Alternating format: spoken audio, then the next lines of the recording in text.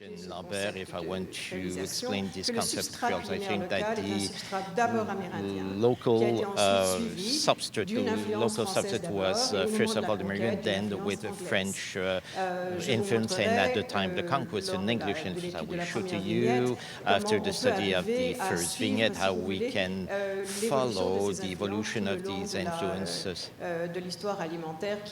all the long of the period of history, which is of interest to me. Then you have also to add the cuisine of the immigrants that came in Quebec in 1915. Indeed, you have non-French speaking, non-English speaking. Earlier on in Quebec, the number had been limited, and their number was not enough to have an important impact on the cuisine and the food in Quebec. It's after 1950 that we observe imports and change on the origin of immigrants in Quebec, and also the number that became significant for that number to have an impact in the way that they were thinking about food, that is, and also an influence on the taste spectrum and the food spectrum that will be developed in Quebec.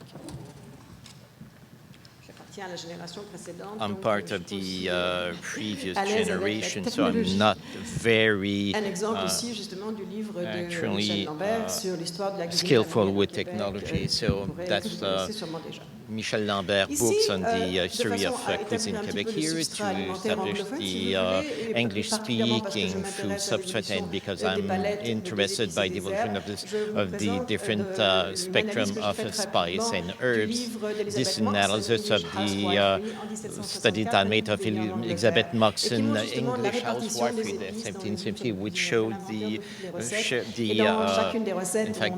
different spices that you have in a cookbook, and in each of them you have spices, and this is all the spices that could be found in that book. These are spices that are very similar to what we do call the English spice complex, that is actually ginger, cloves, parsley, nutmeg, and they come from England by the way of their empire. We do compare this spice complex that I presented to you to spices that we found in a recipe that was discovered by Philippe de Vienne with regard to parsley. Spices that were integrated in the tourtière, was a kind of meat pie, are affected by this double inheritance. I don't know, here at the beginning you have the different spices that are rather of English origins that I just showed to you in the previous slide, and the different herbs which are more French origin that you have in French cuisine. So that's only a beginning, and to continue, let me turn my page. Now we have to examine what we understand by the socio-economic transformation in Quebec.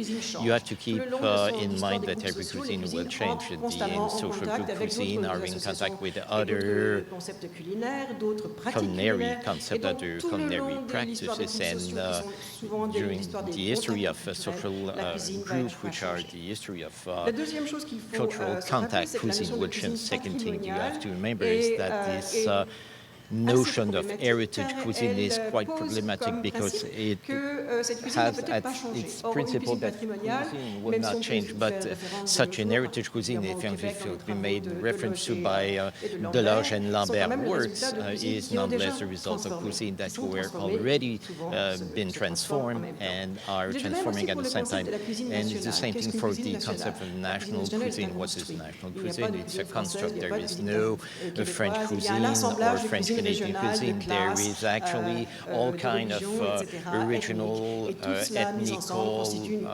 class cuisine, and all that together will be the very basis of a national cuisine. And one must make the distinction between the cuisine like in large center like in Montreal and also eccentric region, more remote region with the different biological environment supporting that cuisine will not be the same once you have established that. So what kind of transformation do you have, especially the socio-economic transformation were very important, the increase of the standard of living and the social gap mainly in urban area. There's also industrialization, second part of the 20th century. There's also the development of tourism.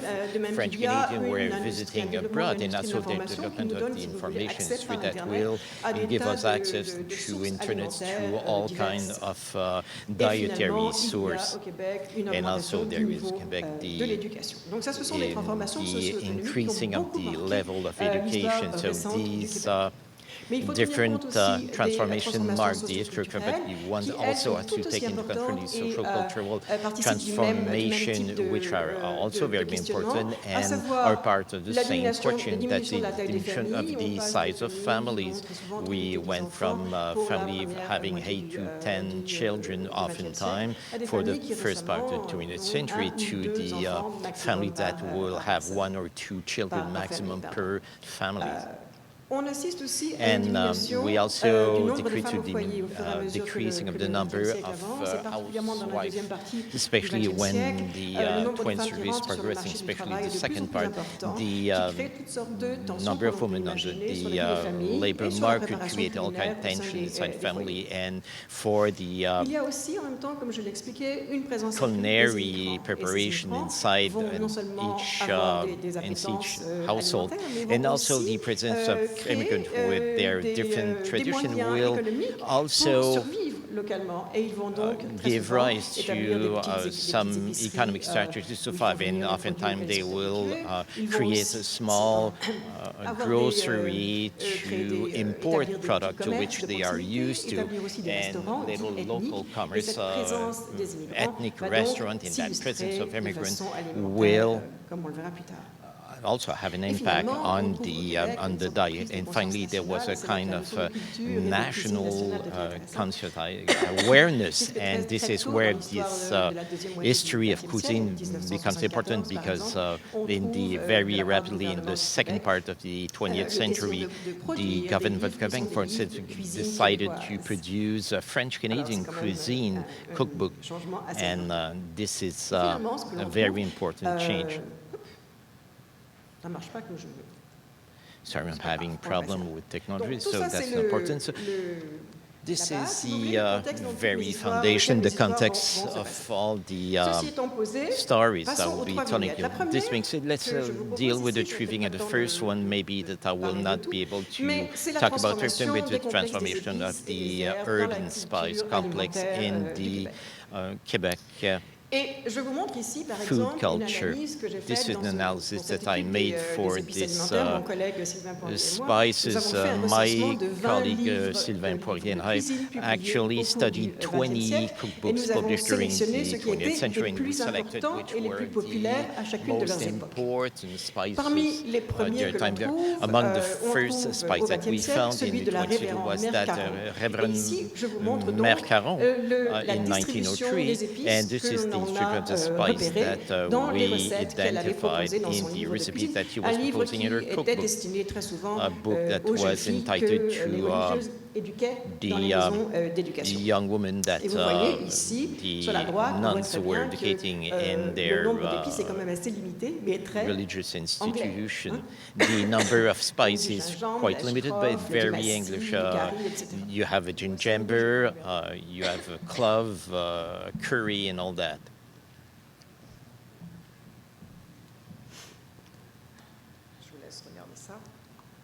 You can have a look at it.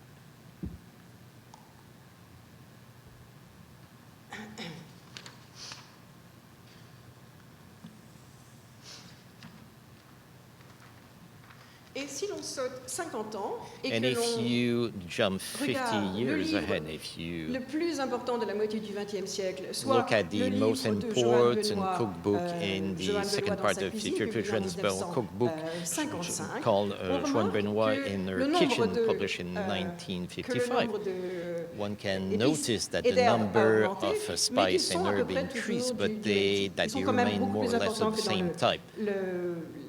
le livre de la mère Caron, mais ils sont They're quand même much more important assez than limités en in termes de Mother variété et surtout Caron's par rapport à l'utilisation cookbook, qui est faite du but poivre they're et du more sel. varied, Alors, comment expliquer ça? especially Ce qu'on va for voir, c'est que peppers and salt. plutôt How les can choses we vont changer explain à that? partir de Well, things will 1955. begin Et to pourquoi ces change choses beginning in vont-elles changer? 1955. Simplement And parce why qu'il y a will au they change? Québec des Because vagues there is migratoires très in importantes, Quebec comme je l'ai important expliqué au début de ma migratory présentation, wave, à like I savoir que l'on explained a at the beginning of my de presentation. 1948 à 1948 to 1972 une vague 1972, d'immigration we have italienne qui fait qu'entre dans cette période-là, migrant 121 000 Italiens wave, arrivent à Montréal. Et on voit aussi pour les 121,000 Grecs que même s'il y en avait avant came in 1953, Montreal. environ 3 And 000 same Grecs thing qui for the vivent à Greek, Montréal, even à partir de between 1967, le nombre des Grecs beginning in 1967, a number of augmente Greek énormément. Et cet impact came in Montreal, and va their number être increased perçu considerably, non and that seulement par la impact présence de would magasins be perceived not d'alimentation et de only développement de marchés in fermiers, food etc., store et la and présence de farmers restaurants market, italiens et not grecs, and mais ce the goût, presence of le Greek and goût Italian grec restaurant, but ou le the goût italien, si on Italian peut or en parler Greek pour taste, certains if we types may d'épices, va say so, finalement for a certain apparaître type dans of les spice livres de will cuisine. finally Et par appear exemple, ici, in cookbook. je vous montre Here, tout le long I'm showing to you des livres que nous avons étudiés, c'est-à-dire ici in de the books that we 1903 studied jusqu'à between 1903 and jusqu'à. Est-ce qu'on peut arriver là? Tu as un pointeur? can I go up to that point? Merci. Donc, je vous montre. Ah, bon. Attendez. Wait a second. Voilà. Celui-là ici. This Donc, one on voit here. de 1903 à So from 1994, 1903 tous les livres que to nous avons regardés, jusqu'en 1954, 1994 pas de are the basilic cookbook that dans les livres we du tout, dans les recettes du tout. have À partir de studied, 1955, no quand basilic. le nombre And des immigrants commence à apparaître, beginning in c'est une 1955, correspondance the number of ou une immigrants relation, un hasard. increased. There is a correlation. Is it by mere chance? If it is the case, we can see that the usage of basil in recipes simply increased and very present. Same thing for the usage of romarin. Before 1955, no romarin in the recipe. Beginning in 1955, rosemary appeared. And in fact, ah oui, le micro. oh, sorry, microphone. Yes, if not, I will not be heard. Alors, so, continuons. let's Bon, carry pour ce qui est on. de la présence de l'ail, For là, the voyez-vous, dès le garlic, départ, for the on voit de garlic, 1903 à right from the beginning, 1947, from il y a quand 1903 même to dans certains livres de cuisine la 1947, présence de l'ail. Mais c'est à you partir de have nonetheless in 1955 separate book que presence l'ail of garlic. décolle en quelque sorte In et reste 1955, that dans les garlic recettes de cuisine. Voyez-vous, là, became c'est important extrêmement in visible. Et la most même chose, recipes. It's par very contre, pour pretty l'oignon, much il y a quelque visible. chose qui se passe qui est For extrêmement onions, something intéressant. that L'oignon happened, it's very étant interesting. un Onion ingrédient aromatique de base, an il est déjà très aromatic présent dans la basic cuisine ingredient québécoise which was, jusqu'en pretty much 1954, present in mais French à partir de cuisine, 1955, et on voit qu'il y a une chute 1954. de l'importance Beginning de l'oignon, une 1955, chute we see that relative, there's a s'entend, drop in the de importance l'importance de of l'oignon onions. dans A les relative one recettes de cuisine indeed québécoises. in the Et cette French chute va avoir Canadian, lieu au profit recipes, and d'autres this épices, will évidemment. be indeed for the profit of other spices. Donc, je tourne mes pages.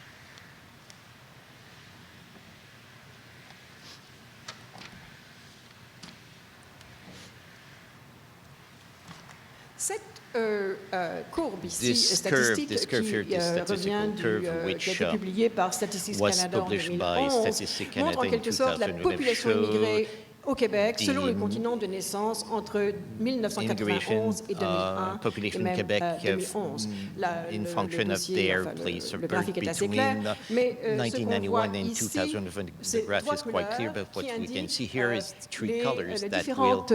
les différents moments d'arrivée de ces populations.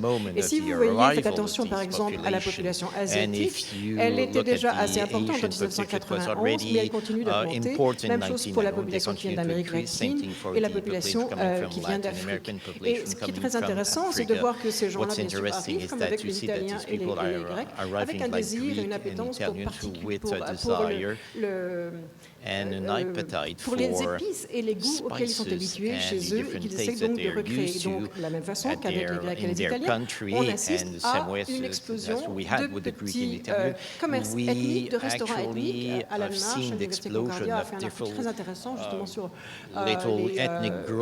l'impact des restaurants ethniques sur la cuisine québécoise. Mais pour ce qui est de mon intérêt pour les épices, je voulais simplement vous montrer justement, à partir de 1990, 91, l'explosion de l'utilisation des épices dans la cuisine québécoise. Alors vous voyez, on a toujours les mêmes épices que l'on a vues avant, mais elles sont multipliées et elles augmentent en termes de proportion par rapport au sel et au poivre qui se retrouvent de plus en plus limités. Ce qui est intéressant aussi, c'est que des choses que l'on appelait poivre avant se trouvent maintenant divisées en poivre rose, poivre noir, poivre de Cayenne, poivre blanc, qui montrent aussi un intérêt particulier pour la distinction des parfums et la distinction du goût. Et dans le dernier livre que nous avons recensé, qui est celui de Aladistasio, que beaucoup de Québécois ici connaissent, les deux derniers livres dont je parle ici sont des livres qui ont été très populaires à leur époque au Québec parce qu'ils étaient soutenus par une émission de cuisine à la télévision. Et ce couplage télévision-livre ont assuré le succès des livres et donc leur impact dans la cuisine québécoise. Et on voit ici dans le livre Aladistasio, voyez-vous, non seulement les mêmes épices que l'on avait avant, mais multipliées, mais on voit aussi cette spécification que l'on voit ici, le poivre d'Espelette, le poivre de Cayenne, le piment de la Jamaïque, le piment d'Alais, le piment, le poivre rouge, le poivre vert, bref, le sel de citron, le sel de céleri, le sel gros, le tissel, le sel marin. Tout ça indique, si vous voulez, maintenant non seulement un choix gustatif particulier, mais indique aussi un désir de raffinement du goût. Et ça, c'est ce qui est encouragé clairement par ce genre de recettes de cuisine présentées dans ces livres-là.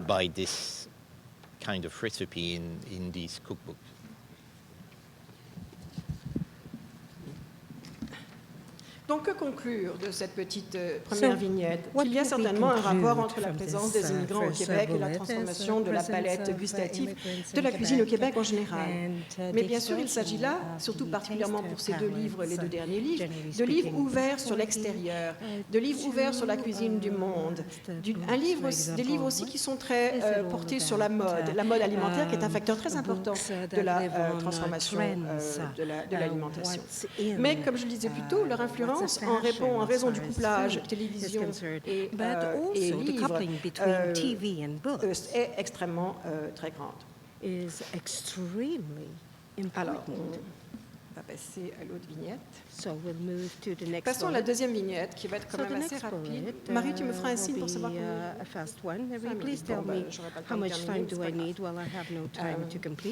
la transformation au sein des familles. Ici, c'est encore une étude que nous avons faite avec mon collègue Sylvain Poirier en 2010. Et nous avons interviewé dans une approche très qualitative 3 ou 4 générations appartenant à 6 familles différentes. Donc, nous avons interviewé des arrière-grands-mères, des grands-mères, des mères et des filles, mais aussi des arrière-grands-pères, des grands-pères, des pères et des fils, parce que nous nous intéressions particulièrement à 3 aspects: la transmission de la culture alimentaire au sein des familles, les nouveautés alimentaires et la répartition des tâches culinaires dans les diverses générations.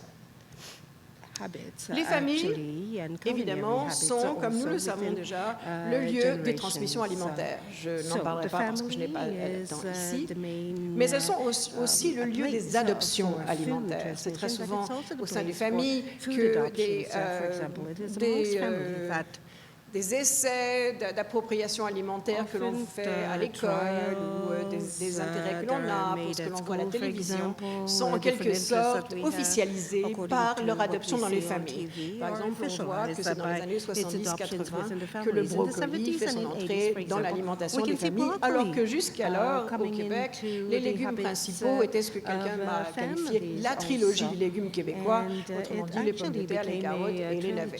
Alors, à partir de 70-80, on voit dans les familles un développement justement de cet intérêt et pour des légumes diversifiés, pour une alimentation beaucoup plus variée. Et ça, c'est le fait des gens qui appartiennent à la génération 2. Donc, on voit, comme dans les travaux qui ont été faits par Marjorie DeVaux aux États-Unis, ou de Caz Valette en France, ou Lupton en Australie, le rôle prédominant que joue la mère dans la transmission alimentaire.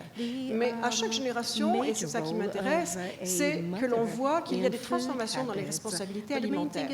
Du point de vue, à partir de la génération, la première génération, 1 ou 0 si vous voulez, la mère est la reine dans sa cuisine, elle contrôle les menus et sa préoccupation n'est pas simplement de penser menu, mais de penser plutôt à avoir suffisamment d'aliments pour mettre sur la table tous les jours et nourrir sa famille nombreuse. Au niveau de la génération 2, ceux qui ont eu environ 20 ans dans les années 70, on remarque qu'il y a de plus en plus de place qui est faite aux pères de famille dans la cuisine. Non seulement le père de famille veut un petit peu de place, mais le père de famille est très souvent obligé de s'impliquer davantage dans la cuisine parce que, comme je le disais plus tôt, sa femme très souvent est entrée sur le marché du travail. Donc il y a une transformation, si vous voulez, des rapports genrés pour ce qui est trait à la cuisine, à la préparation culinaire.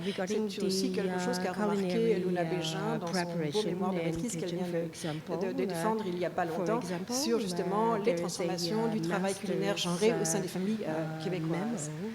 Et la surprise, c'est que quand on arrive aux générations qui ont eu 20 ans dans les années 2000, par exemple, on voit que non seulement on fait de la place aux hommes dans les cuisines, mais que les hommes revendiquent cette place dans la cuisine. Et très souvent, aiment cuisiner et utilisent la cuisine comme étant un lieu de réalisation personnelle, un lieu de créativité personnelle.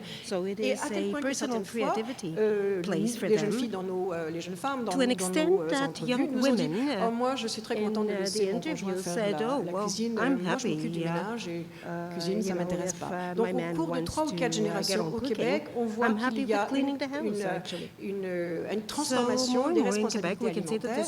Ces responsabilités qui sont reconnues de la part des hommes comme étant l'occasion non seulement de faire la part dans la famille, dans le travail domestique, mais aussi comme l'occasion de s'exprimer esthétiquement. But also an opportunity to express oneself aesthetically. I don't think I have more time, right? Moins de place pour les questions. D'accord. Finalement, la troisième vignette, c'est ce que j'appelle la mise en spectacle de l'alimentation. C'est quelque chose qui existe au Québec particulièrement depuis une vingtaine d'années et j'en ai ici répertorié quelques exemples. L'esthétique des marchés fermiers, vous avez dans les marchés fermiers montréalais comme le marché Jean Talon, le marché Atwater, et vous remarquez qu'il y a autant d'attention apportée à la quantité et à la disponibilité des denrées alimentaires qu'il y en a attachées à l'esthétique du produit. Donc, il y a le côté esthétique et devient objet de distinction et justement transforme ces marchés fermiers en marchés alimentaires en bourgeoisie presque, dont les prix très souvent ne sont plus à la portée de toutes les bourses. Il y a aussi à Montréal un festival Montréal en lumière, qui est vraiment le festival qui vient venir en plein milieu des froidures du mois de février, mais qui est essentiellement un festival alimentaire. On fait venir les grands chefs where we have the great chefs and we pair them with local chefs over here. So you have the opportunity to get some food at hundreds of dollars worth here. So this festival has everything to do with the aesthetic and taste dimension, which is absolutely at the core of that kind of concern. Then we have the CIAL, an international food show, and at times when we visit those shows, we have an opportunity to notice all of the cure that's put into making a show out of food. And of course, I have not much time to go on that. And then you have those specialized TV chains also. So what is of interest to me is the way that we put food out there and present it as a show. So for the ones who are familiar with Asterix, for example, and has everything to do with the French cartoons type of thing. There is Le Tour de Gaulle, so it's like touring France altogether, and they pick up some local produce.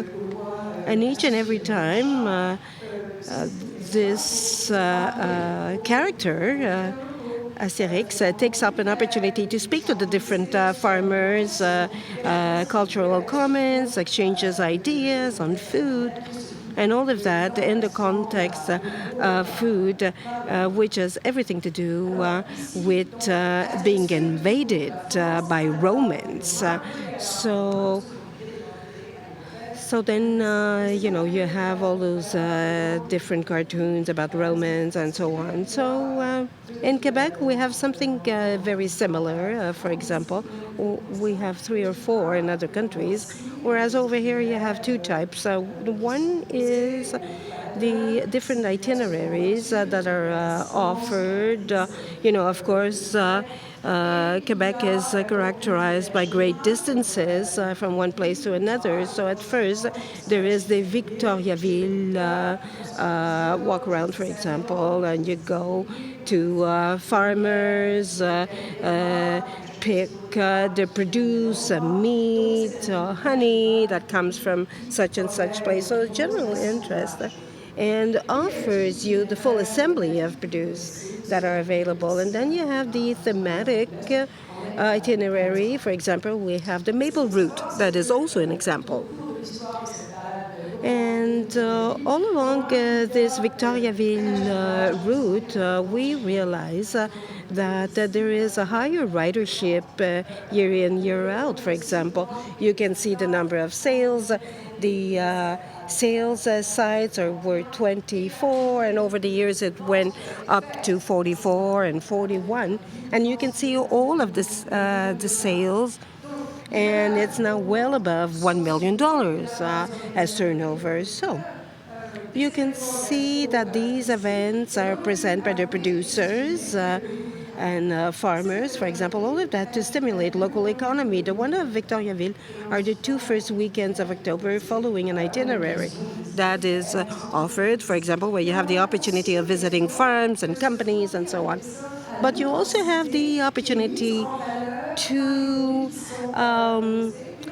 come shoulder to shoulder with the authenticity of what is offered, the local products. For example, we're not going to sell, for example, mangoes that come from Haiti, but we're going to sell local products that are going to be presented and some booths or shelves that have the looks of the past culture, for example. And this is aiming at increasing the authenticity of the event.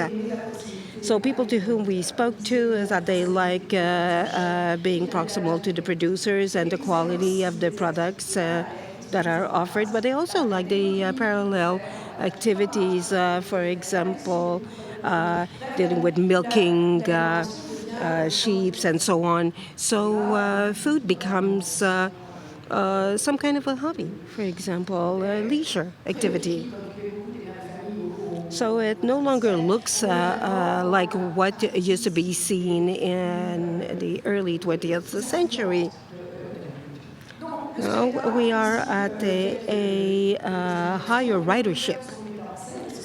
So all of the producers that are actually the ones preparing the scene for all of it. I will be stopping, sorry.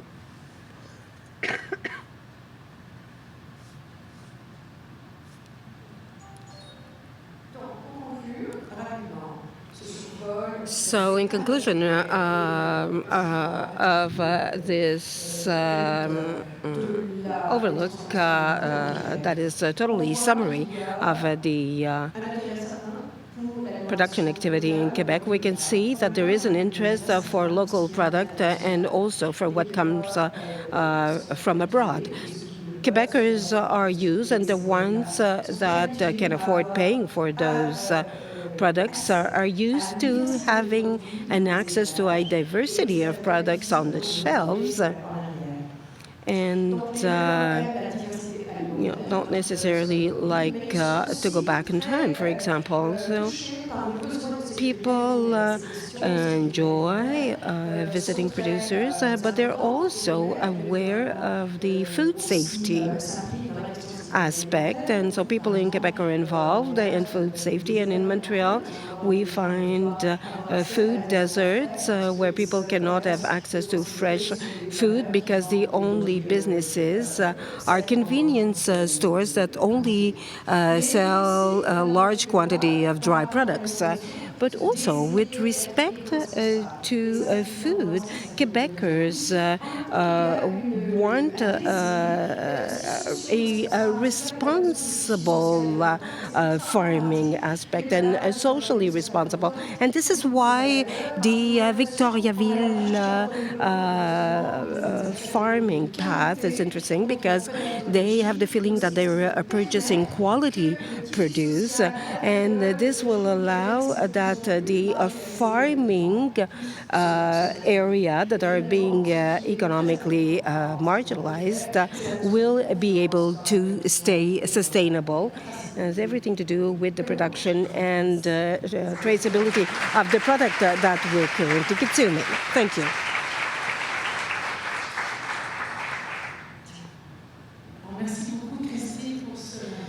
So thank you very much, Christine, for all of this.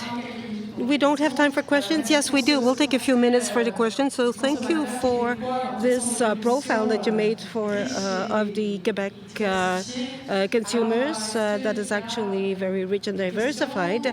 Are there any questions or comments with respect to this presentation? Yes. I can see Marie, please introduce yourself. Thank you, Christine, for the presentation. Marie Marquis, Department of Nutrition at the University of Montreal. I would like to know if in your studies you examine in parallel the evolution of tastes in the trend of the processed food, for example. And did you also study the great phenomena or changes that happen that may explain and reveal the transformation in behavior in food, for example, and also the different trends? For example, there's many trends that have everything to do with the families that cannot afford everything. So I'll start by the last point that you made. I haven't yet set out a study on families that don't have enough money. I've dealt with the middle-class families also. And it is sure that in order to have a more holistic vision of it all, to take into account this 30% of the Quebec population that is currently living in poor conditions, and where the feeding habits are completely different from the ones that I've just explained. So that was the first thing. And what was the first question? What are the studies regarding the processed food and so on, the different industry, the food industry? So no, I haven't touched that topic yet, but we want to see if there are matches or if the tendencies go elsewhere. But thank you for that question. Thank you. Is there any other question in this room? Thank you. Yes, hello, Catherine Lefebvre, nutritionist. I just had one question with respect to your reference regarding agri-tourism in Quebec, for example, the car ride in Victoriaville. There are so many ways to discover Quebec in an agri-tourism activity other than by car, actually, because I believe that all of the touristic regions, you can go riding a bike or by foot, for example. And there was a book, Le Livre Prenait le Champ, and it's the announcement of all of the events that take place, not necessarily to be traveled by car, for example. And things have been moving quite a lot in the past years, and I don't think that there's only two options. Yes, indeed. Initially, we thought that there were four, but the two others, there's the ones that you're referring to, the ones by bicycle or by foot. Because of the distance that one has to go, you have the Victoriaville path that go between 30 to 60 kilometers distance in order to take the complete ride, for example. And it's one of the best, actually, because the sales have grown, and those figures were offered by the administrative committee, and showing that there is a growing interest by the consumers in that regard. But also, when we take a look at the consumers that take advantage of that balade gourmande, as they call it in Victoriaville, of course there are other events, for example, the ones that you can go by foot or you can ride a bike towards that. You only gave like two examples, but there are a lot of them. I believe that there are stats that exist from Tourism Quebec at the provincial level, indicating that touristically speaking is something that is major, with respect to Montreal and lights, for example, that we have. It's not only about food at $400 a plate, but it's a concept of offering the opportunity to walk into a restaurant that are more expensive, for example, and to taste some food that is much less expensive. So it's a democratization of these types of restaurants, and there's Montréal à table also that has that kind of event. There are several events that actually allow the democratization of this event. Yes, you're absolutely right. I did not have enough time to talk about all of my sources and all of the examples that I could have quoted over here. But on the other hand, the restaurants that are part of Montréal en Lumière, Montreal in Life, there's a full list, and they're usually your high-end type of restaurant. Yes, of course, if I go to Tokay, it will cost me a lot more if I go tonight than if I would be going during the event, right? Yes, of course. So this is simply to democratically open food to people. And this is part of the show that we make out of food in Quebec. And all of the events, well, there's lots in Montreal in the different boroughs, for example. Yes, there are movements like in the U.S. and everywhere, the culinary back streets, for example. You can see that in Montreal, who inspire also that and the interest in your different boroughs also, and all of the gems that you may find. So it's all about the richness of the evolution of food in Quebec. It's nice to have all of those discussions. Do we still have time for one last question? Yes, indeed. Yes, I would have a small question. Yes, hi. Thank you so much for your presentation. It was very interesting. My name is Marielle Lefebvre. I'm president of Integration Nutrition. I'm a nutritionist. I'm referring to one of your graphs that shows that the immigration in Quebec actually lowered salt use. So, sorry, I didn't hear the question. So, your graph showed that there was a lowerage of salt use over the years. And I was wondering if you have an opinion regarding the positive impact of immigration on the health. I am not a dietitian. I cannot say anything about that. But what I did notice is that the proportion of salt and pepper, for example, proportionally wise with respect to all of the spices, perhaps the impact of salt is less important. But of course, if you don't put enough salt or perhaps even a dice of salt, it may show in the results. Yes, fine. Thank you. Super. So I believe that we'll move to the break now, unless you have any other question to ask. Well, perhaps one last one on this side.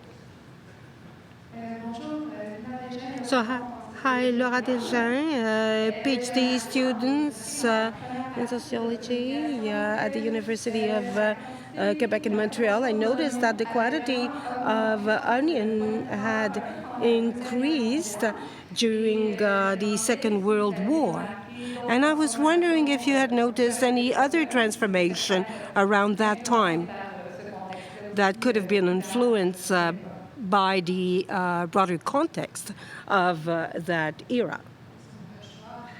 Well, let me go back. So we have noticed indeed that there is this type of transformation. Onions have lots of flavor and are cheap also and better the ordinary food. So when there is an outage of food, for example, the onion comes forth as being one of the most important additions. So thank you. So we will stop on the importance of onions to give more flavor. We'll go to the break. So we'll resume at 10:45. So there is a buffet over here, and then we'll have the second part of our morning as we come back from the break. Thank you. So take time for sharing, networking.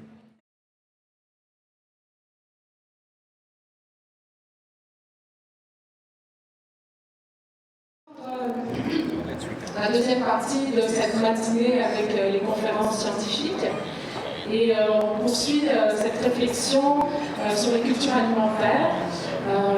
Au croisement de l'anthropologie, de la nutrition, on va découvrir une réflexion sur les enjeux de la modernité alimentaire avec Jean-Claude Moubarak, qui est professeur au département de nutrition de l'Université de Montréal.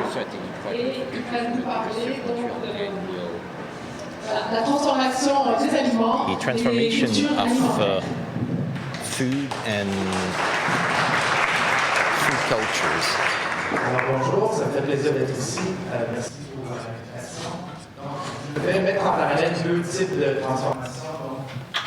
La transformation des aliments et la transformation au niveau des pratiques, des croyances, des attitudes envers l'alimentation, donc des cultures alimentaires.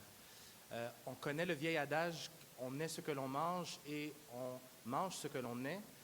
Je crois fermement que la façon dont on transforme les aliments aussi transforme non seulement notre corps, mais notre relation à l'alimentation.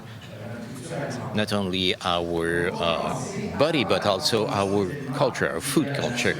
Before processing foods, you have nature. So this illustration of food that I will deem natural, fresh, full, and the fresh and full are the most nutritious. And the reason is when you do consume these food, nature decided what's inside. Nature decides the presence of the nutrients and also the way that they are combined together.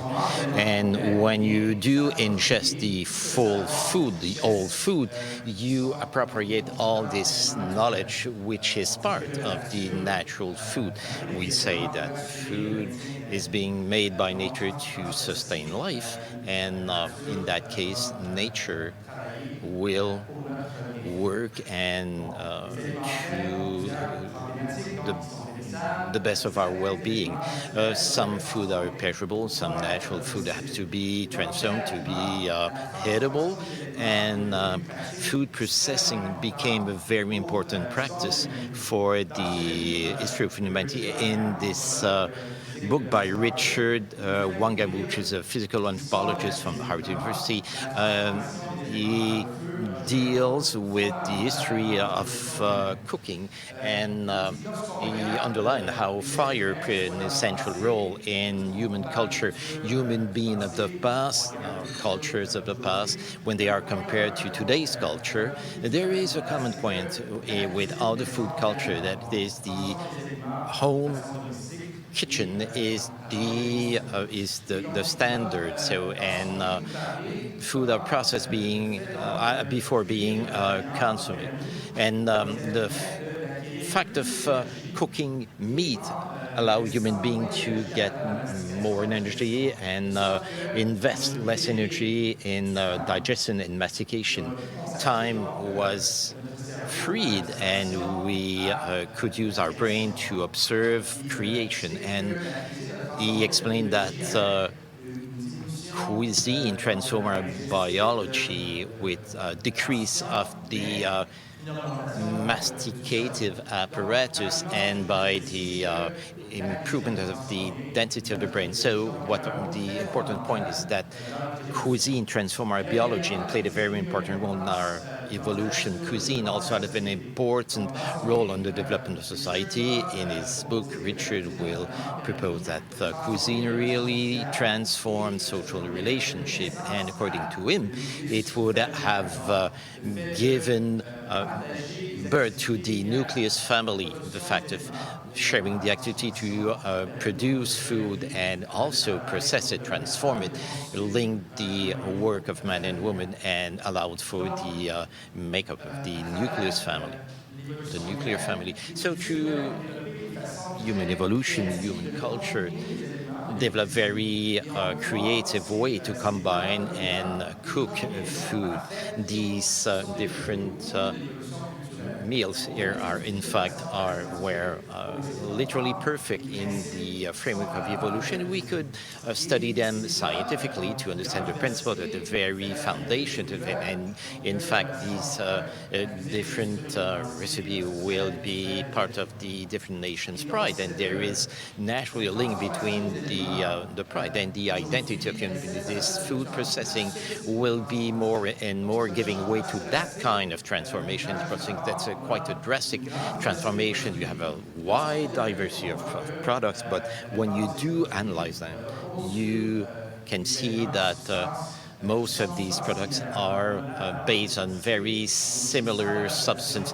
There is an apparent diversity, but there is a standardization. My work consists in understanding this transformation and the impact on the society's diversity and health. So here we have a representation of a simple, in fact, major phases of food processing. Food processing has been very old. It is indeed vital, but one must recognize that for the last 150 years, food processing changed drastically. Before, we were manipulating food and substances.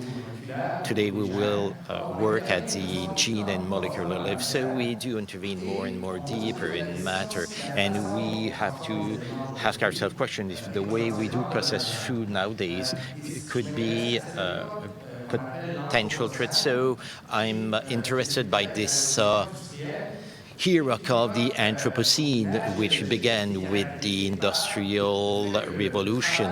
It is, in fact, this era where human endeavor has a major impact on the environment, and food processing could have an impact on animals' health, environment, and indeed human health.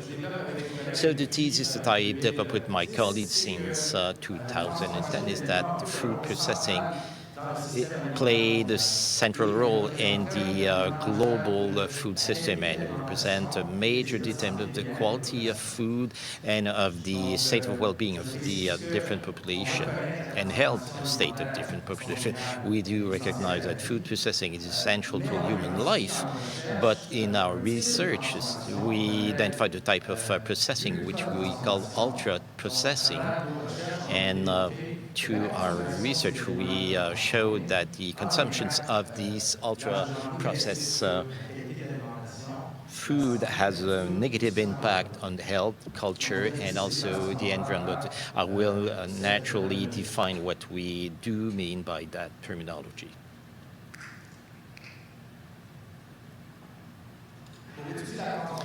To study processing, we have a tool that is called NOVA, and which allowed to classify food and beverage on the market under the form of major food group. And processing food by food processing, we hear the physical, biological, and chemical process applied to food after they have been taken out of the different production area and after they've been subjected to processing in kitchen.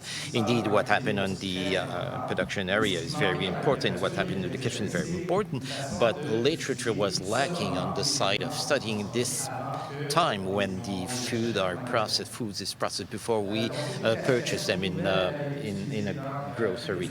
In this classification, this debate, it has been used for more than 60 studies since 1970. It's part of the Brazilian food guide. It's the theoretical and conceptual basis for the Brazilian study, and it has been used by several international institutions. I will introduce you this system briefly. It's a new way to perceive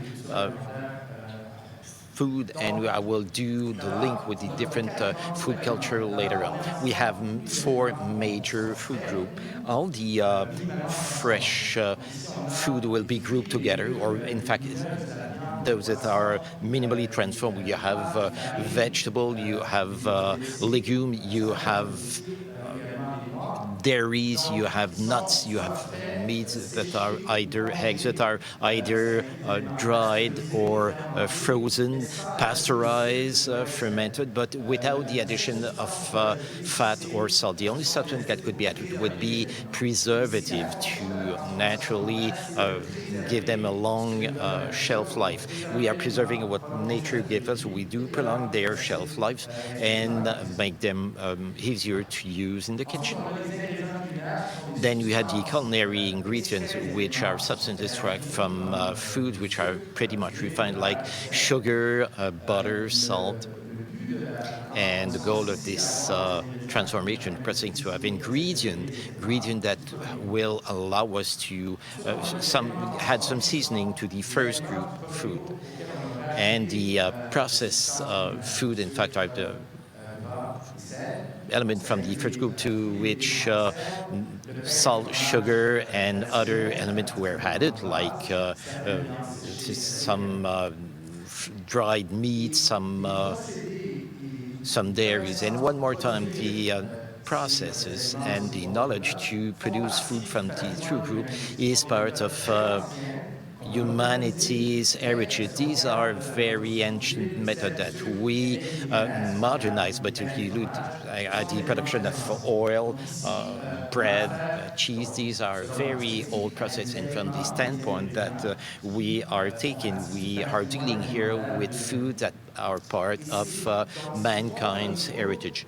So these 3 first group will be used to obtain culinary preparation, which are handmade, fruit, nuts. They could be heated as such, but as for the rest, you have to go to a kitchen to obtain these different culinary preparation. There is a link between the way to process them, the way to him. Generally, they are consumed at a regular hour at a table, and oftentimes accompanied by something else. At least these way to consume it are decided by the culture. Here, food processing is perceived as being beneficial since it is supporting the cooking and the eating of food which aim is to feed. They have nourishing intention behind. Then there is another type of food that I will call the ultra-processed product. These are not food that are transformed. These are products that will be totally man-made. They can be seen by their appearances, their color. We can see that they have a personality. Very seldom time we see the food as such, but we will see a representation. There also a very long list of ingredients, and what characteristic here is the substance used are not used in cuisine. The definition of ultra processed product is something industrial which has been done with a long list of ingredients, and the industry will take a food, decompose it in substance, and use these substances to make a product. And through that process, the ingredient and the technique selected will be used to obtain a product that will have some specific characteristics that will be long-lived, long shelf life, but also very attractive. And this, the function of stipulating consumption is something that I will discuss in further detail later on. And some of these products also are marketed through very sophisticated and intense strategies. There is a link between the product and the way to consume them. Since they are ready to eat, they will be consumed during the day, alone and on a hurry. There is two problems here. A priori with processing.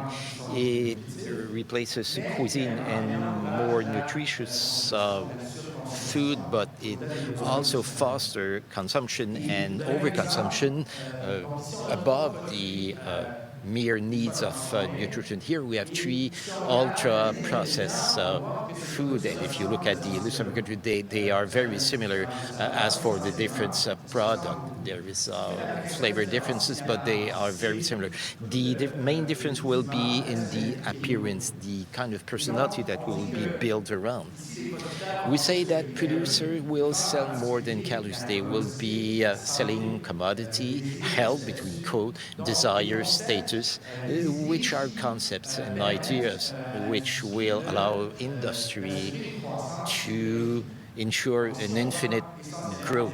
And if you're selling nutritive food for what they are, you will be limited in your sale capacity, because once people would have consummate what is necessary for their nutrition, that's it. And here, these RD will overpass the simple notion of nutrition, and you can then connect with an infinite growth, since human desires are essentially infinite. And this has been done through several mechanisms which has been described in literature. How can we stimulate the consumption over the simple nutritional needs by using salt, sugar, fat, and you can simulate the needs.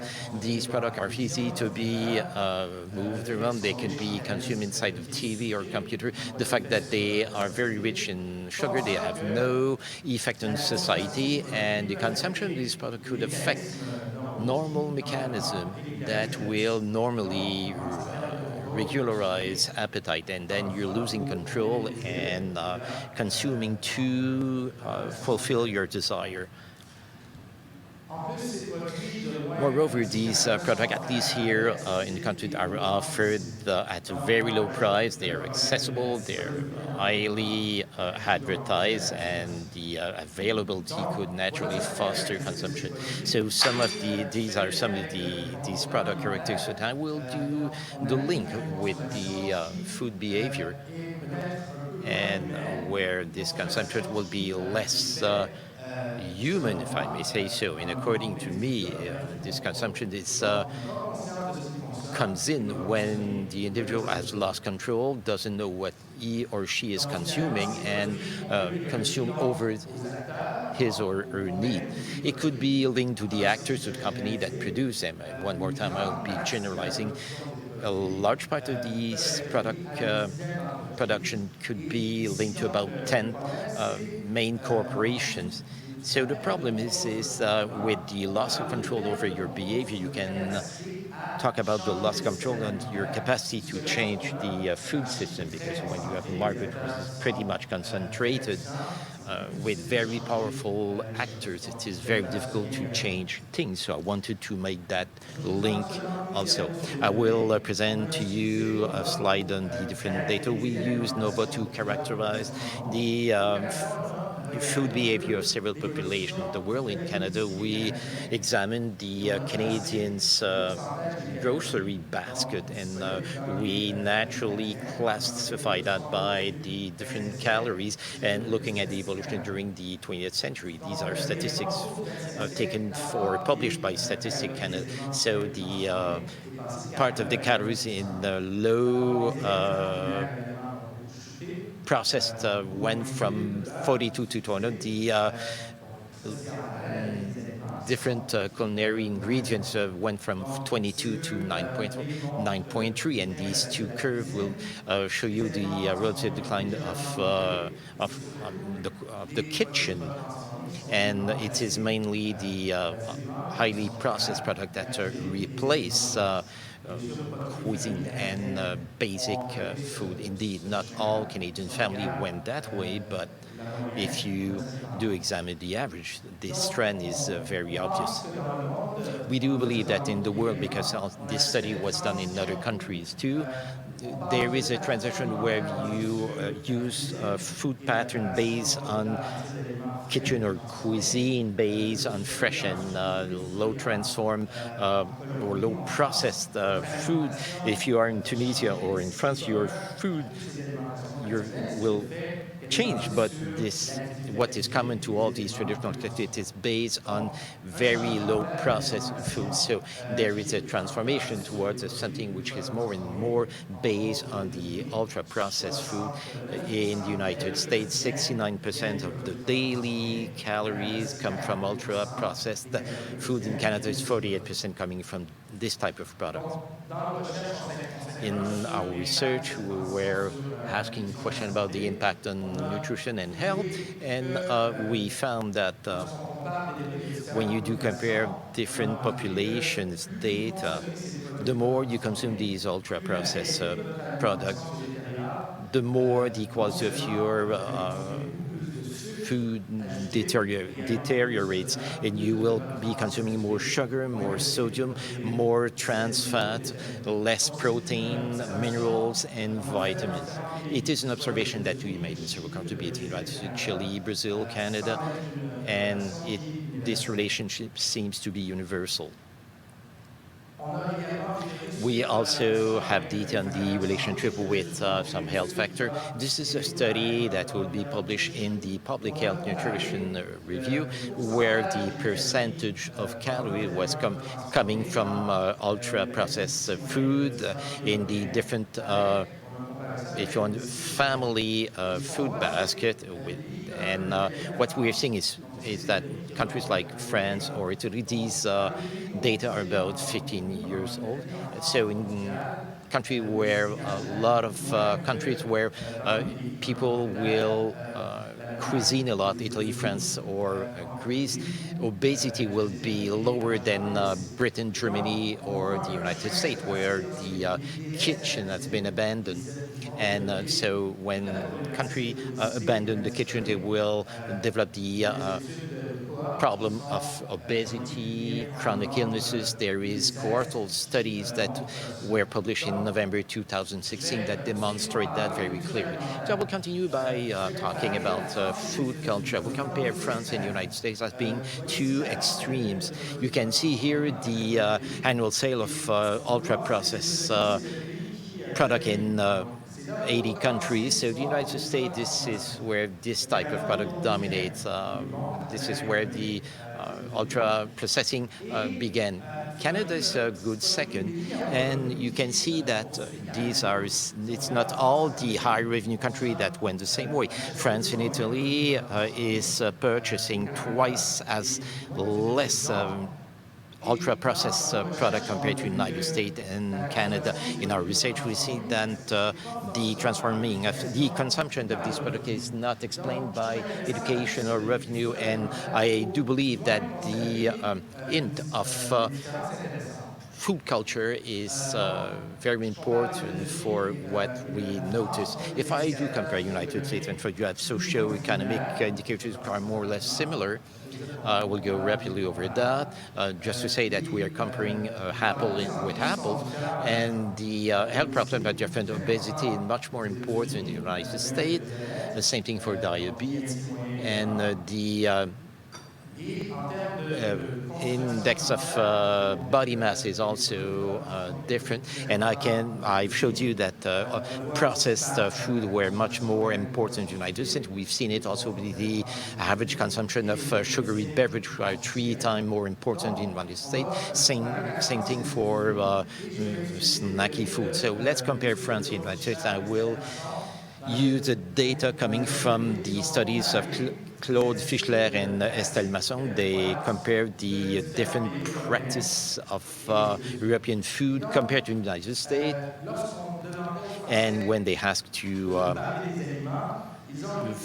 French to discuss food, they identified the origin, the freshness, taste, what is natural. In fact, the joys of living, which are more or less humane characteristics, which deals with the pleasure of eating in its social and feeding aspects, and also linked to nature. In the United States, when discussing food, they're talking about health, and we're talking about nutrition.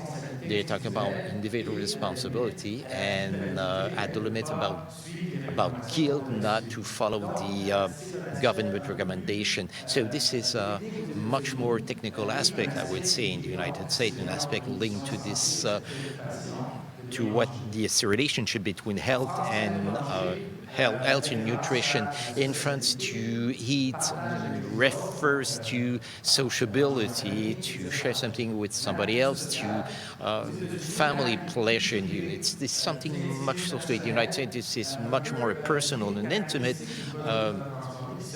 act, which will in fact support an individual consumption most of the time. And in France, they will naturally devote much more time to eating, and here oftentimes we eat in essentially half an hour, 40 minutes. You do eat in your office, so that's an indication of the value which a culture grants to food. For the food practices in France, the habits will be strongly influenced by cultures and social standards, because being in fact a carryover of past generation, and behind that you have an old aspect of our concept, notions that were used without really understanding them fully. And when you lose this contact with the previous generation, when you don't learn how to cuisine, how to cook food, you have to relearn them, and the only way to do this is by, in fact, consulting literature, because it is extremely rich, but it cannot be built up from on the snap of the fingers. In the United States, when you're making reference, we're making reference to medical and scientific literature, and since you are in a world where there is an overflow of information, well, this gives rise to anxiety. While in France, in a traditional society, you are much more comforted, because you don't have to ask questions about what you're eating. You're eating because of the tradition in which you are. In France, when you ask them what is the change of the modern food, they will tell us that in fact, foods are not as good as they were by the past. In the United States, it's the inverse. It is linked to the idea that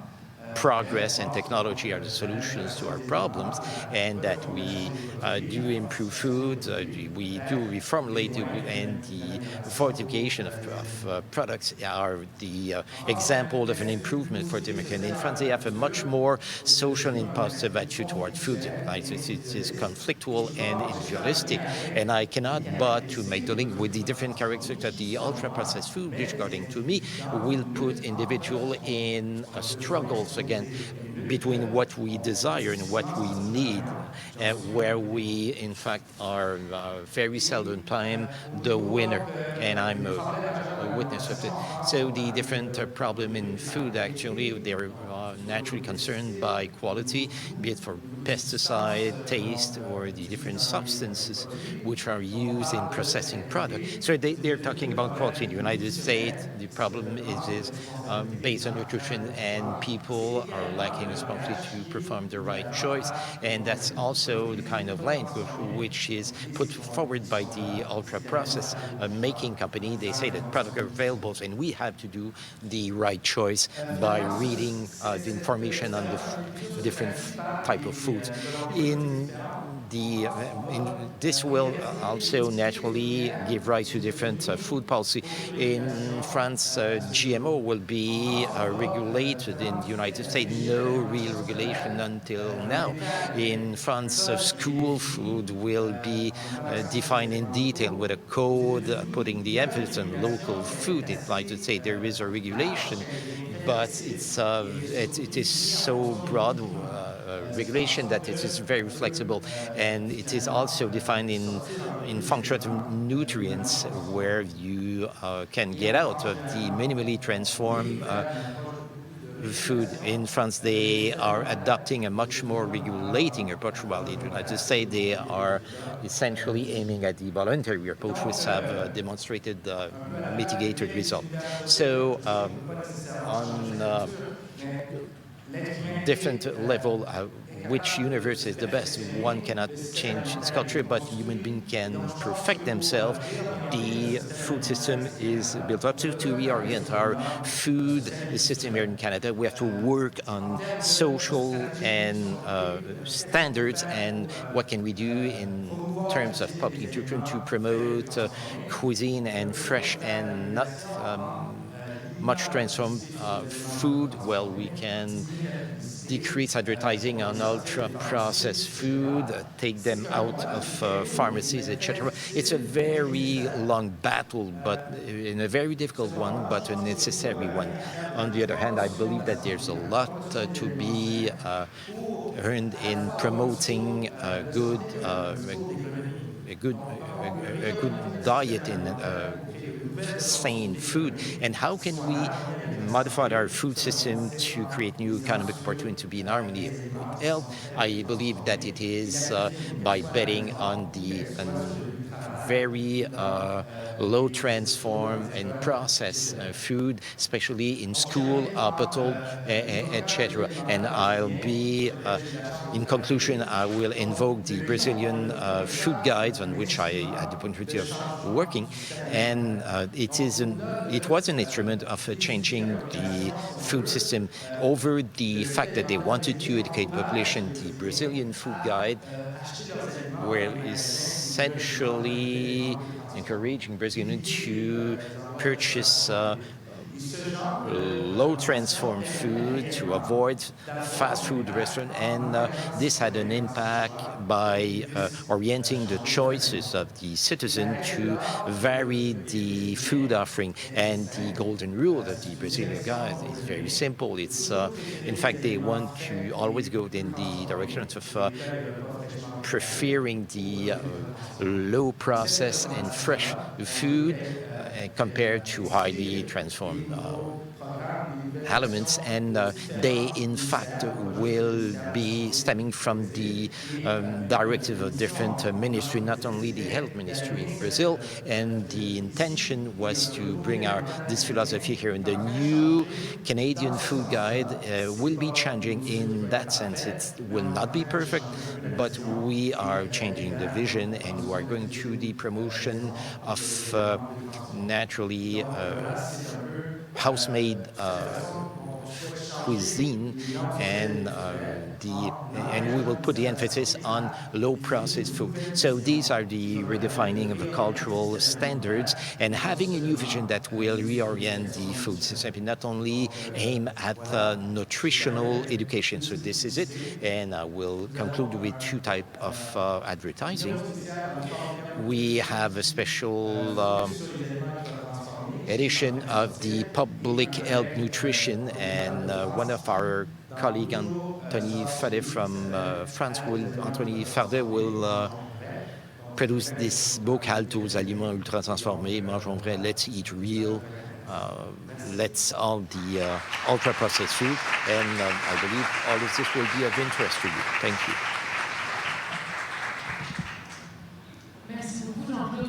Thank you very much, Jean-Claude, for this very rich conference to make us understand what is our food affluence and the link to the cultural aspect also. So I believe that some people must have questions. So thank you for introducing yourself.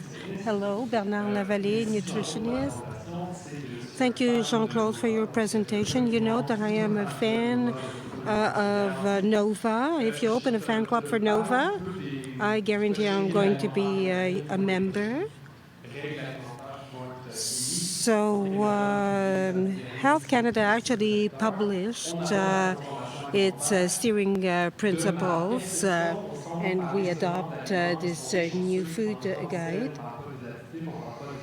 You know, we're just talking about food that has so much sugar or salt. They're not talking about the supplements that are being used. Well, first of all, let me thank you. And if you want to start this new club, well, I'll be very happy. Of course, Health Canada has actually constraints, and they want to make sure that what they're proposing will not cause any legal issues, and they want to be sure that they can defend their point at court. Well, when we're talking about fat and salt, for example, for me it's a proxy for the food to be processed. And of course, we have many other problems like emulsifiers and so on. But today it is difficult to say certainly that these problems are enough important to talk about ultra-processed food. But in 5 years from now, we'll be at that point. Of course, the sodium phosphate, emulsifiers, artificial sugars. We do realize that the issues is the way we process and use these refined substances in the products. So I believe that we're on the right path, but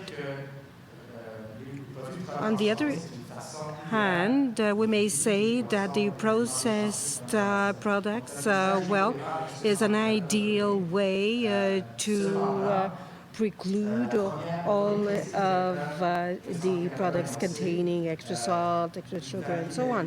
So Health Canada has announced a variety of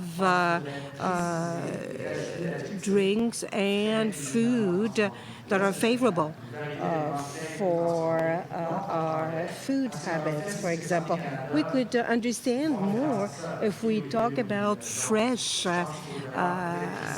vegetables or fruits.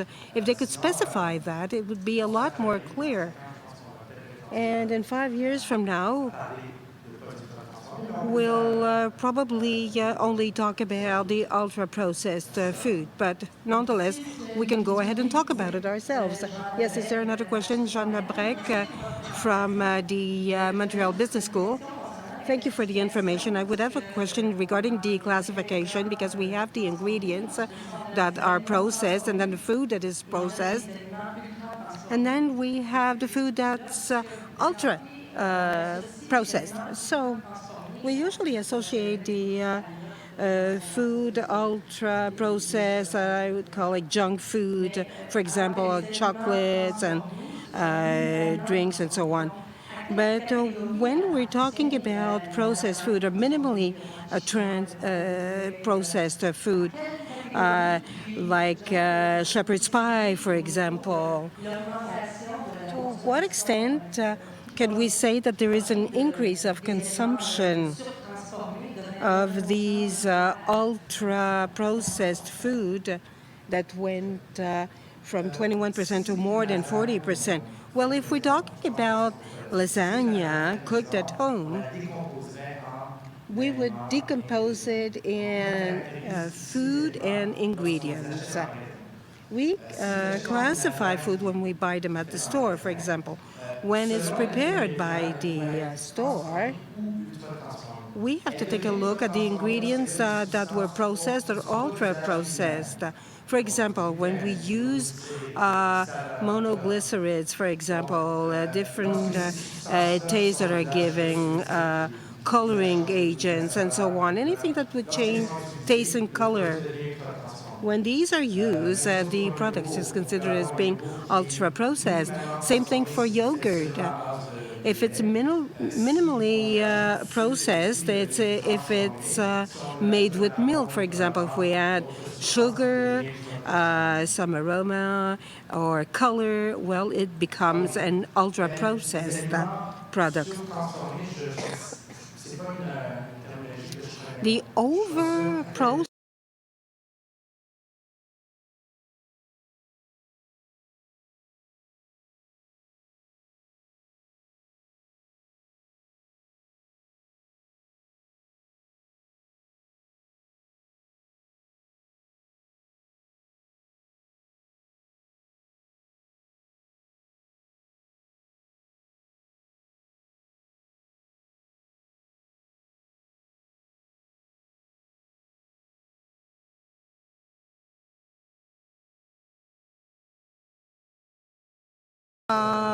ready-to-eat food, for example, some cheeses, some dairy products, and some sausages, for example, or products containing meat. So the industry may process some food, and we can even ultra-process food. All of that because the ingredients that are used are less expensive, and we can actually increase the price by introducing it as being a functional product, as more specific for health or a pleasant food, so we can increase the price. Even regarding yogurt can be found in different categories. For example, we find it very useful at the level of research and classification to get that kind of information. But when we get that kind of recommendation, we could make the distinction between, on the one hand side, the food, and on the other side, consumption products, rather than food that is nourishing. So I don't know whether we can make a difference between whatever is minimally processed or very processed, but at least the basics. Well, thank you. Seeing that time flies and that we still have many presentations, you'll have the opportunity to continue talking with Jean-Claude Moubarak on the question of ultra-processed food. Thank you. So in order to close this scientific part of the presentations, we'll give you another vision of food culture when talking about a revised food guide, for example, in Canada and in France. I invite Marie-Joseph Amiot-Carlin to talk about the pluridisciplinary French approach. Yes, thank you very much. Good day, everyone. First of all, I'd like to thank the team of the Bonduelle Foundation to organize these presentations, and it's a pleasure for me to come to Canada and in Quebec most particularly. So my presentation aims essentially at promoting positive food intake, and I took the example of France. I don't want to go over what Jean-Claude said because he's already had many road shows in France, but I'd like to explain to you how we consider all of the work in the recommendation portion of our jobs. Since 2001, we have a national nutrition health program in France that was launched and continues, is actually extended in its duration in order to better the health of the overall population by correcting the nutrition. In France, nutrition has everything to do with food and physical activity.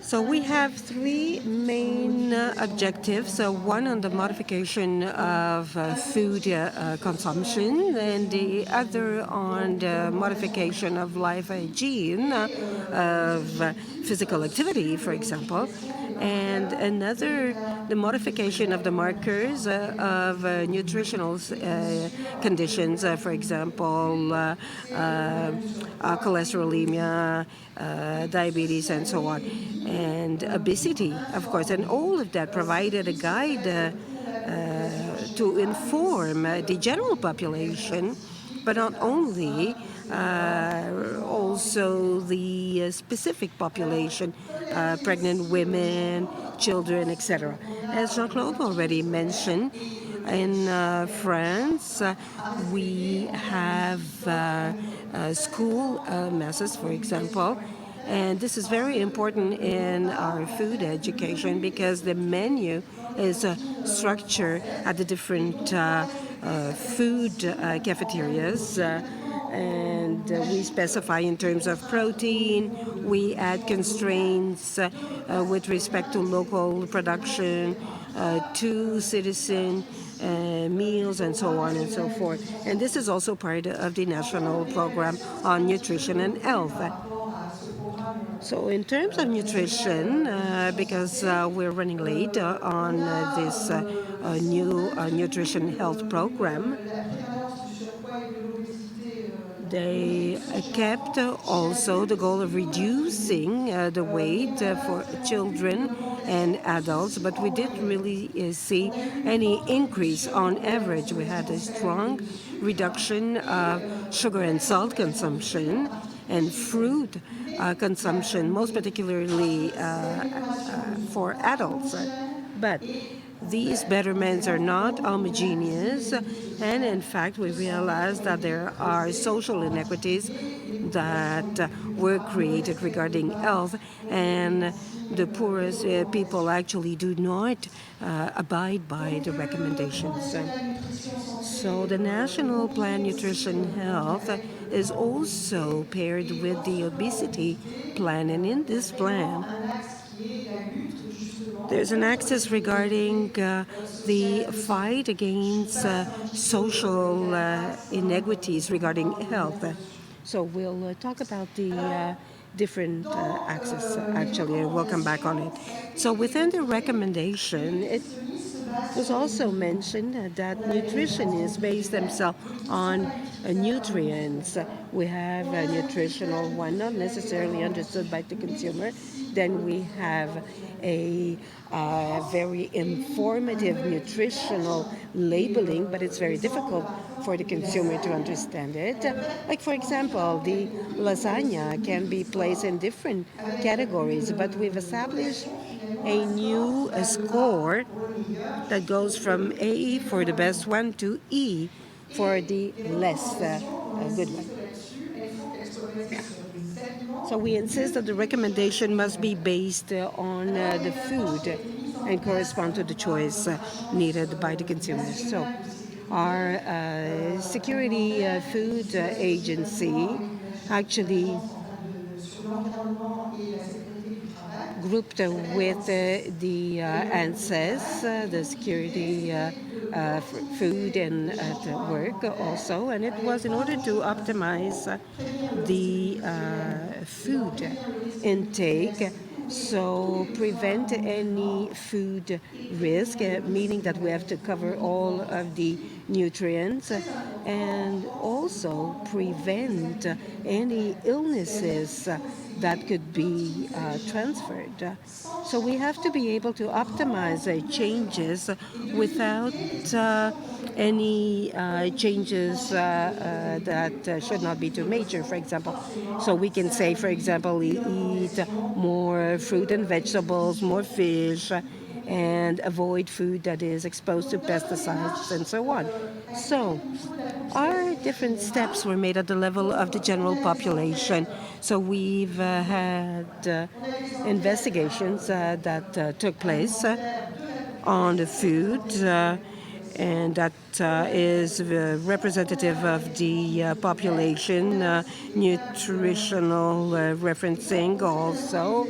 And so we are able to the modeling and so on to give an idea of what the food intake should be, what the new food habits should be, offer some messages on the different foods available, and then it is the General Directorate of Health that indicates the different points that are most important, the benchmarks, if you wish.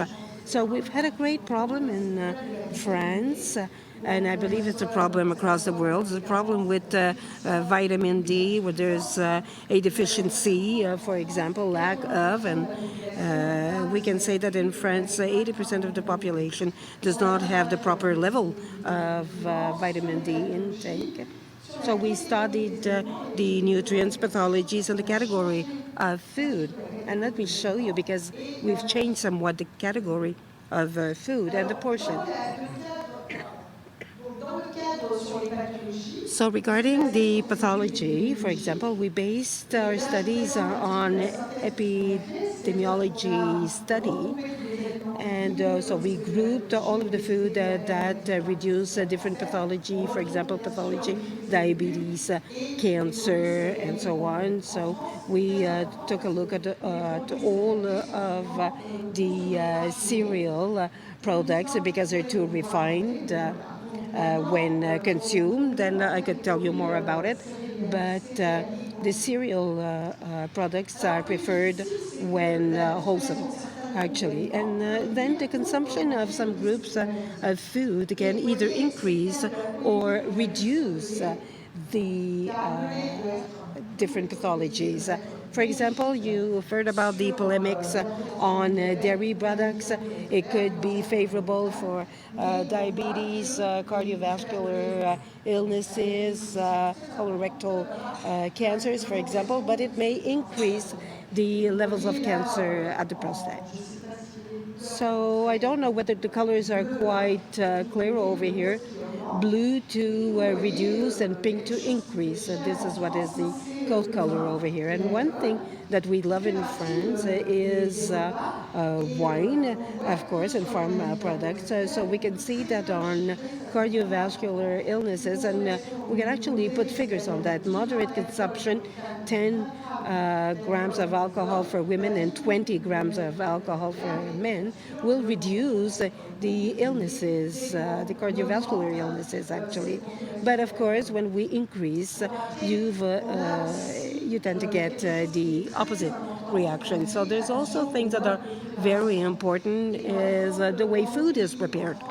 For example, in our country, in France, we can see that fish is rarely consumed breaded, for example, and therefore we have no problems with the increase of diabetes, for example, which is not the case in the English countries, where they usually consume fish when breaded.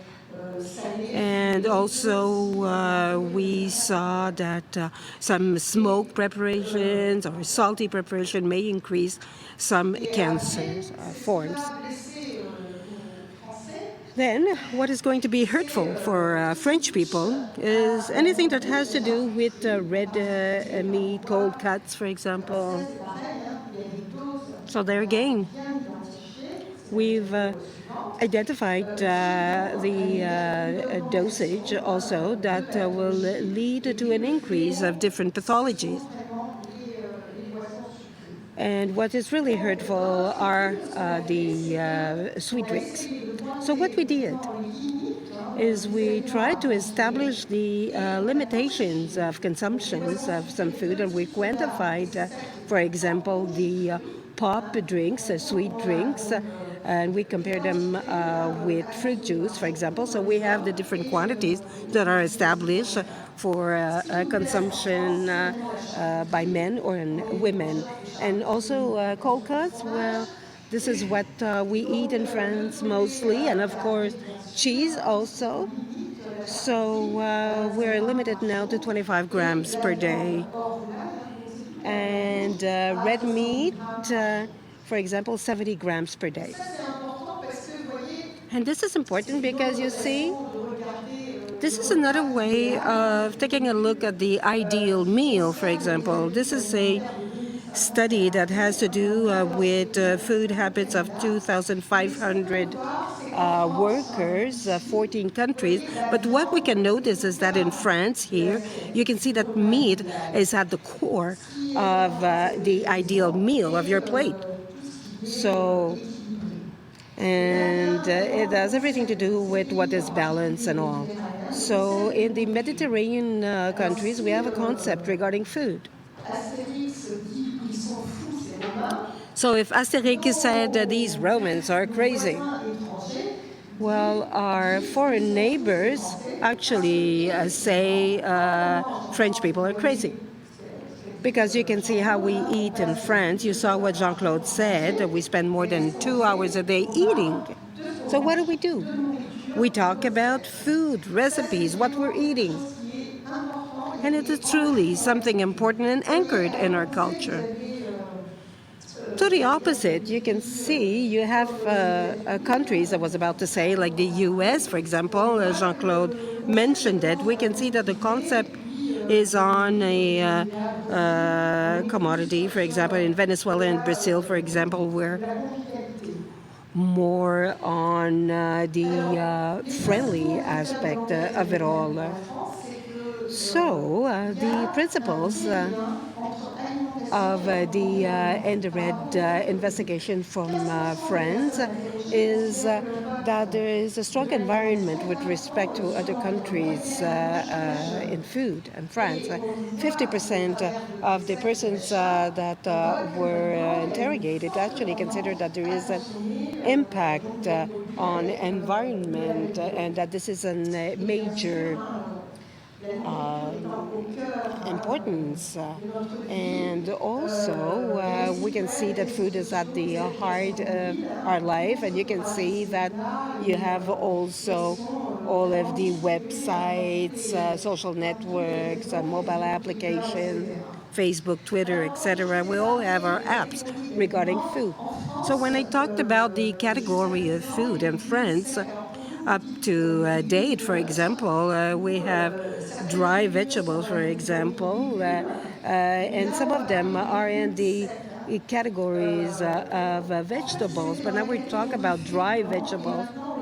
Used to be called feculents, for example, and now they were set in a different category that actually deal with environmental issues. So we put them out from the feculent category, and now in France, we're assisting to the second nutritional transition, the first one being going to the consumption of more animal-based proteins, whereas now we're reverse the situation with more plant proteins. So there's a lot of innovation in that area. And I was about to say we're actually surfing on the wave of gluten-free, vegan, and flexerism. So in France, for example, we actually eat 3 grams a day of these dry vegetables. You know, it is a meal for the poor. And since I live in the Mediterranean area, there's a lot of dry vegetables that were being eaten, actually. And meat was just to give some taste to it, and that's it. So in very small quantity. So when we're talking about sustainable foods, for example, it is necessary to look at this aspect you will see the definition on sustainability, for example. And the first words are really important. The sustainable food regime have little consequences on our environment. We also talked about food safety. And it's not only about the nutritional effect, but on all the biodiversity and ecosystem. And this is for the current generations and future ones also. So we have to respect the biodiversity and ecosystem also, that it should be culturally acceptable. It should be at a low cost, affordable, and also optimize the quality in order to become sustainable. So what we're doing is we're attempting to build according to our new recommendation, to associate all of those recommendations together and not treat them individually. So as far as health is concerned, I told you already how to limit our exposure to risk substances and to fulfill our nutritional needs. It's also the right food culture, which is important. Economics, for example, what is important is the relationship between consumers and producers. And at the environmental level, this is where the difficulty is. We're trying to have a different information on GHGs, for example, and the biodiversity, ecosystems, and so on. So this is what I wanted to show you here, the indicator of good nutritional quality. This is something that is really important in terms of food habits, because when we're minimizing the food changes, we actually reduce 30% with our plate of the GHGs without really changing our habits, but merely on reducing the consumption of red meat, for example. And then you can see the slope falling. And in fact, if we want to have more changes, we will have to rethink all of our food habits. And why is that? Well, this is recognized because red meat has most impact on GHGs, and we can see that there is a compatibility between health and environment. So these are the works that are currently underway, and what we're trying to see over here is a rupture of consumption and reverse the ratio of animal-based protein to plant-based protein. So I'd like to thank all of the ANSES experts, and most particularly Monique Roumont, the team at Montpellier. This is Montpellier, as you can see it.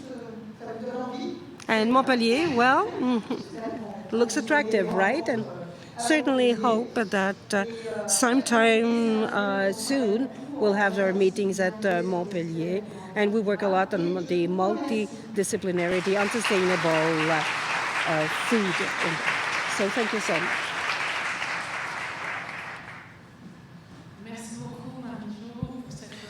Thank you, Marie-Jo, for that panorama of all the France's reflection to come up with new food guidelines. So is there any question, reflection with regard to the presentation? Yes?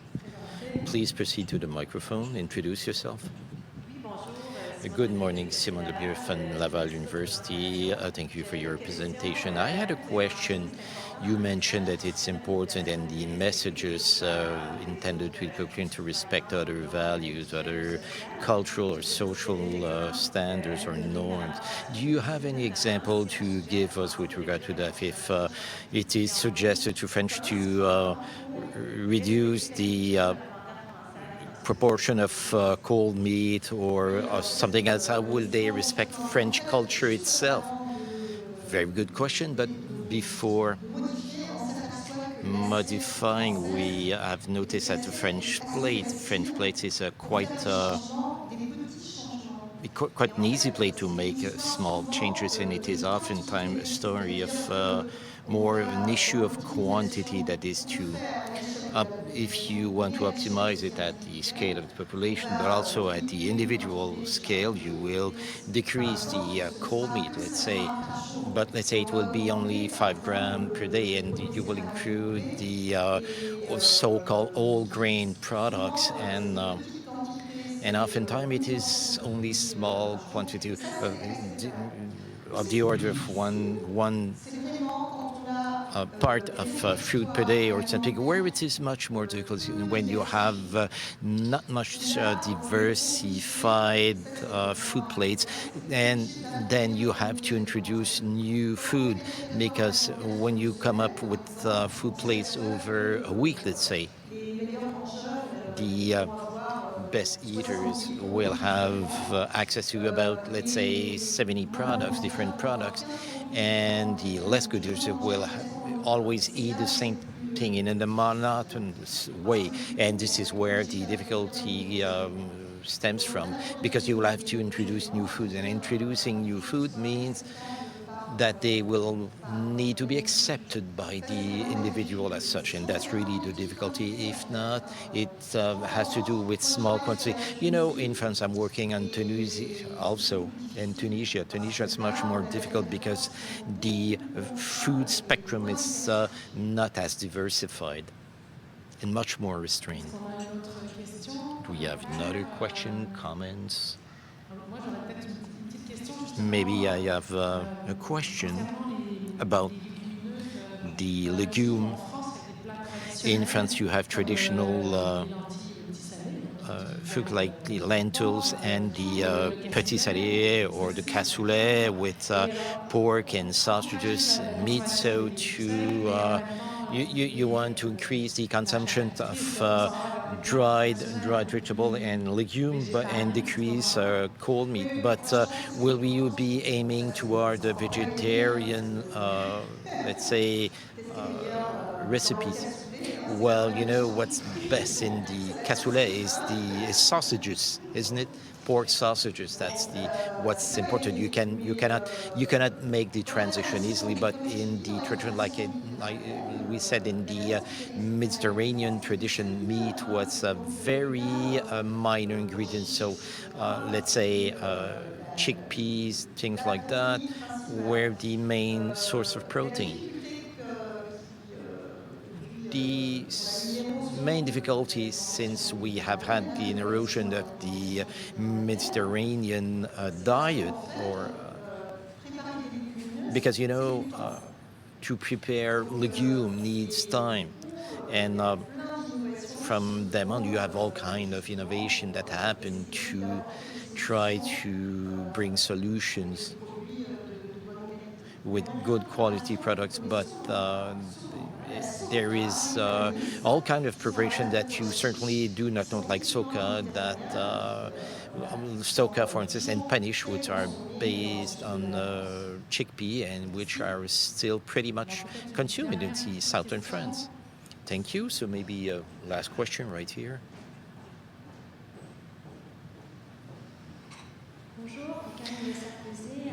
Good morning, Karine de Serfezé from the Cerisy. You have not mentioned everything that's been done with first wave of PNSS, with the first wave of food transformation that is essentially a bakery. Will that be continued with the second version of PNNS? Yes, indeed, the link with producers. Well, in fact, you're talking about bakers, but I'm talking about the raw material, raw product, and we're really working on what we do call nutrient-sensitive agriculture. So it's really the link between the agricultural product and the food product itself to, in fact, cover the needs. And indeed, we will have to act with the producer. That is the link between the producer and the consumer. I have a program which is called Produire juste, consommer juste. That is right production, right consumption, with short loops, circuit and all that. So, and this will be strengthened more and more. So thank you, Marie-Josée, for this broad overview of what's being done in France. So this is it. Let's go with the last part of this morning. So stand reassured. Won't be very long. We, first of all, have the presentation of one of the projects that we support in Quebec. Like we said earlier on this morning, 28 products were supported since the Louis Bonduelle Foundation has beginning its founding here in Quebec. I would like to underline that one of the organization, Crocaria, that was supported twice by the foundation. They led their manifesto, a very nice document expressing their mission for food education with a sensory approach. So if you want to, there's some copies available near the buffet. So Isabelle Berriot, who is the director of the Petit Collège in a small college in Ville-la-Salle.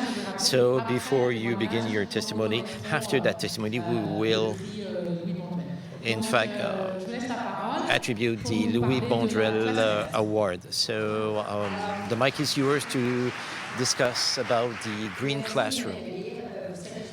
Thank you for receiving me. In fact, I will be talking about a project that I would never have come to life had it not been for the Louis Bonduelle Foundation. So I'm Isabelle Berriot, the director of the Petit Collège.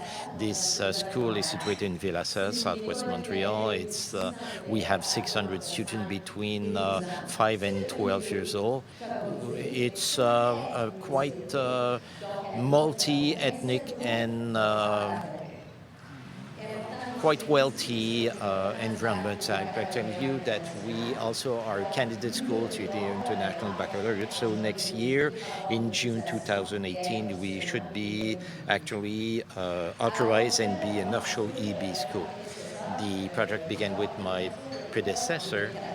And when we opened the school in 2004, Mrs. Suzanne Tondier was dreaming about a different experience for the students. She was dreaming about getting out of the wall of the school and make sure these children will discover a lot of things with pleasure.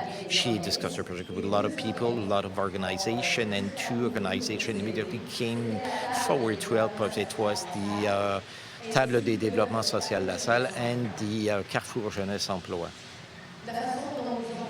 The way that they contributed, the Table de Développement Social La Salle, first of all, coordinated the project, and then they got in touch with a furniture company to supply us with wood, and they also offered to the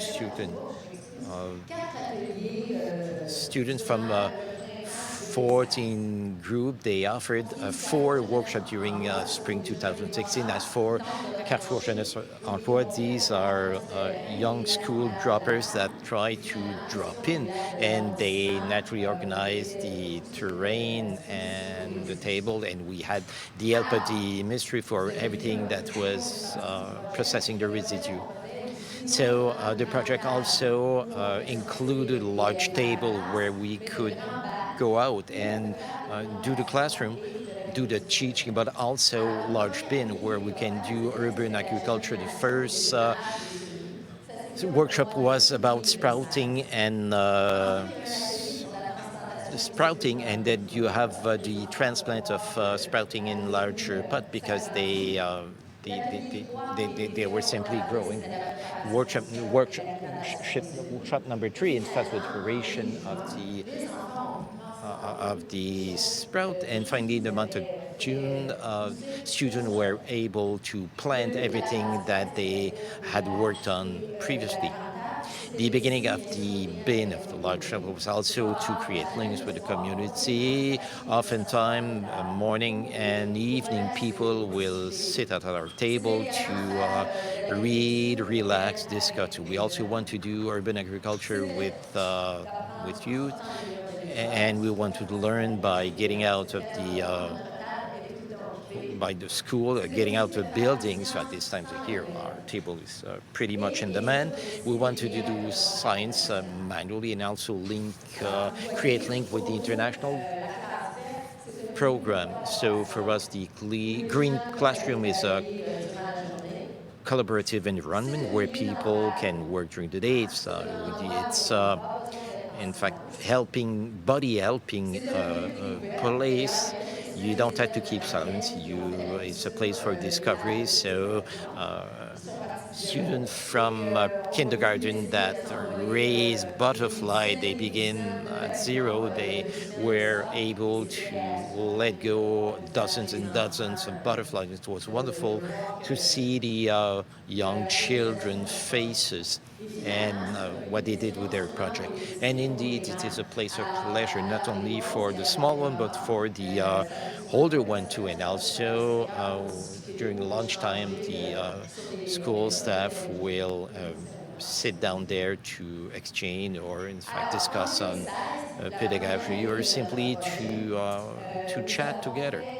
So in 2016, during the first year, we planted the tomato, cucumber, and fine herbs. And students that are completing school in June will take care of the garden, and then family naturally relieved them, and they were able to supply themselves in our garden.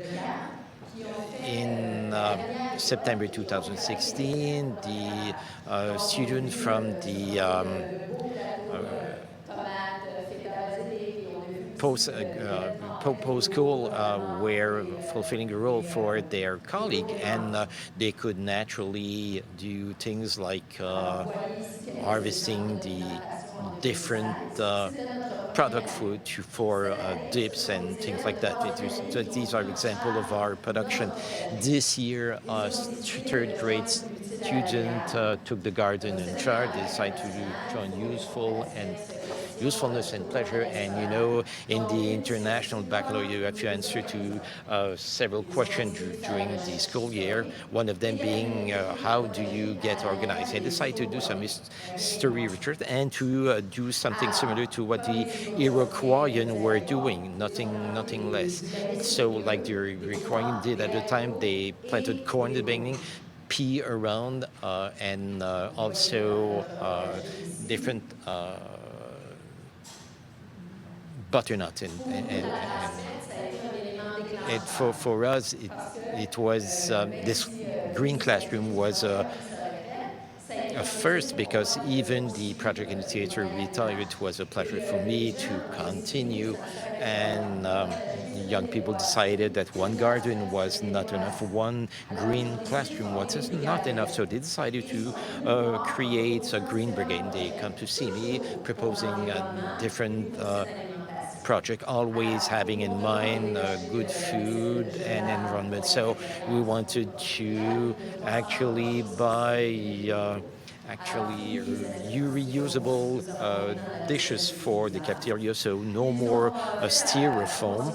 They promoted the paper recycling in classroom. We already did that, so we had to purchase larger bins and in larger quantity for all classes to participate. And throughout nothing, they decided to recoup batteries and ink cartridges. They decided to do a garage sale. We will have our first edition this week, and also they associated with the super recycler to collect investment that for charity organization, and what could not be given to charity organization will be given to Quebec designers for the creation of vestment with reusable fabric. These are the head of the Green Brigade that make sure that the good element are put in the compost. The compost project, they have not stopped them. You know, for young people there is no limit. So we purchased 2 composters in the school, and the snack residues and the lunch residue are being collected. And this year, compost will be used in our garden, indeed, so that everything grows well. And naturally, the goal is to sell compost to the neighborhood citizen and to have other major bin built so that we will have a higher quantity of vegetable and fine herbs these next few years. So the janitors in the school will work and collaborate with by returning the composter every day. In summary, the green class allowed the student to develop a sense of belonging to the school, but also to make them aware and to take care of nature. But for them, it was also a place where to learn, to have pleasure, and to make discovery. That project could not have happened, like I said earlier, without the Bonduelle Foundation support. So in the name of the 600 students of the Le Petit Collège and the 60 members of the staff, I want to thank you from the bottom of the heart, because that project really made a difference in our school. Thank you.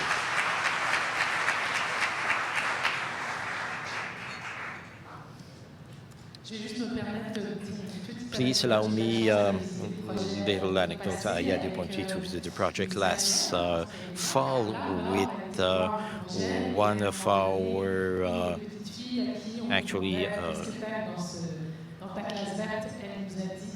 student, and in fact we asked a little girl what she liked in her garden, and she said, well, having a garden is like in fact having a full grocery full of vegetables.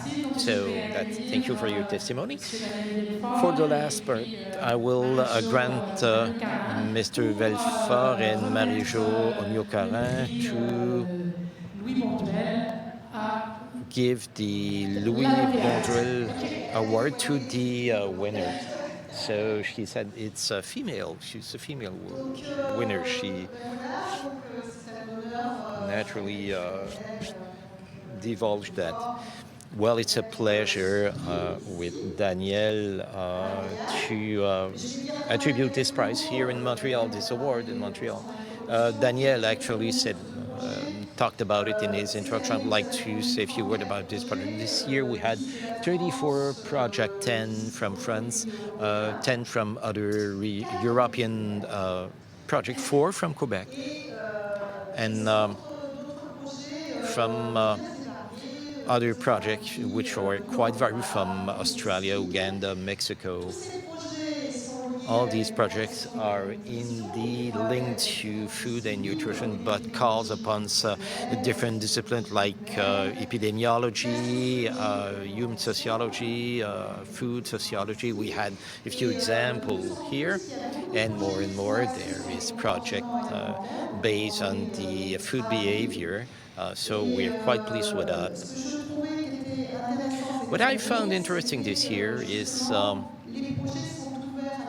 that projects are open to interdisciplinarity and have a vision where they will integrate food sustainability. And I found that this year it was pretty much characteristic of all the projects. So who is the winner? So I will invite her to come here on the podium. And we're quite pleased because all the projects were of very high quality. I can tell you that half of the project had the maximal marks. So we select the project of a French Canadian, Jacinthe Lafrenière, from Laval University in Quebec City. So The project is on the development and validation of the addition to nutritional recommendations. I'm pretty much interested about it, and she will say a few words about it. I would like to say that this project is actually under the supervision of Simone Lemieux, who is a recognized researcher, internationally speaking, for other work on obesity and food behavior. So, Jacinthe, if you want to say a few words. Well, thank you to the Foundation for organizing that day for the awards. Also, it's really a good opportunity for me, and rapidly I would like to thank, well, my thesis director and all the team, because that's a project where there is more than one person working on it, and the project is to improve the adherence to nutritional recommendations. In the first step, you want to measure that and come up with practical recommendations to nutritionists and family physicians, who are those who consume according to the recommendation, and for the others, we help them to modify their food habits. And the other phases of the project would like to find other way to continue the development with our vision. So we have seen example today to make sure that a lot of people will be able to eat according to the recommendation. So thank you. We will make sure she will come back in 2 years to present her project, probably in Paris. If not in Paris, probably in another country. So thank you.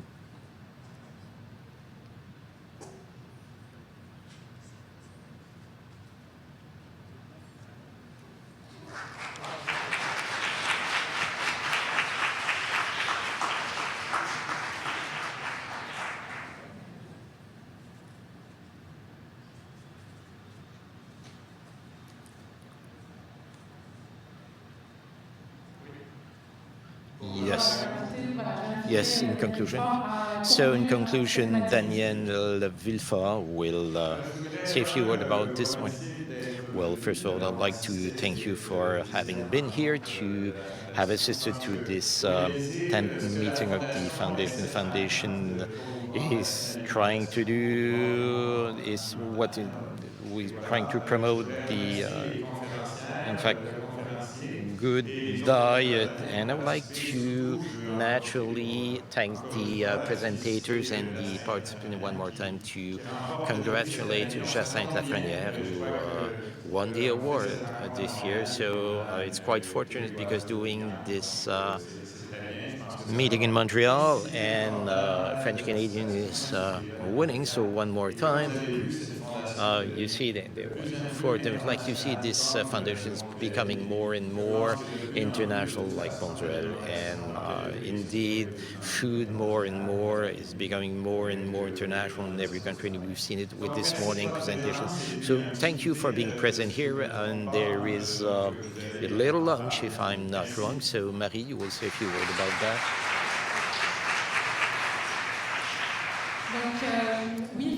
Yes, effectively, we will end this meeting with a little buffet, a little lunch. So get out of the bath, of the pool itself, and you can always eat on the side of the pool. I will remember to you that for those of you who would like to have a glass of wine, there's a bar where you can purchase one. So thank you for having been part of this meeting, and please go network and discuss of all these topics. Thank you.